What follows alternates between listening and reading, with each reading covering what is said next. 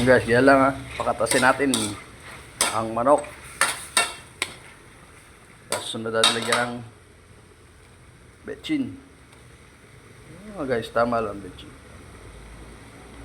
Tapos paminta.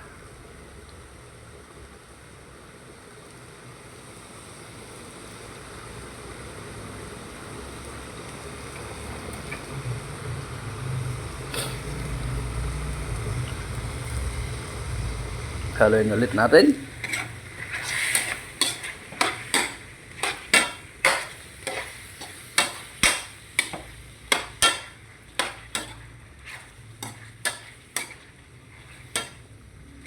Okay guys. Taklo ba natin muna? Taklo ba natin guys? Para kumatas. Lumabas yung pagka katas ng manok. Ano? Siyempre, hindi mawawala yung kanin.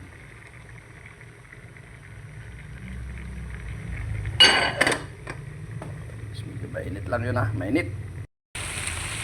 Magic sarap. Simple lang naman magluto ng tinolang manok. Okay, ulit.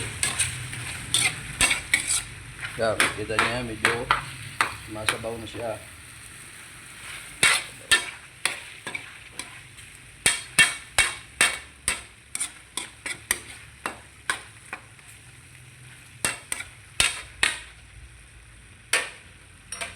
Takalaban ulit natin.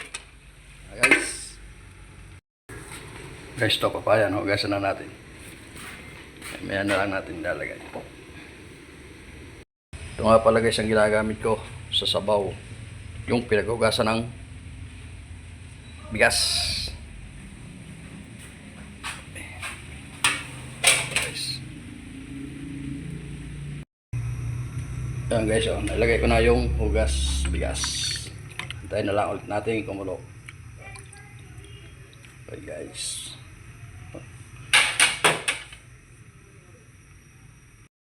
Siyempre guys, hindi mawala ang asin. Ayan natin ang Knorr chicken. Guys, ihulog na natin ang papaya. Kasi kumulo na siya, kumulo na. Okay. Isa pa, recipe. Dahon ng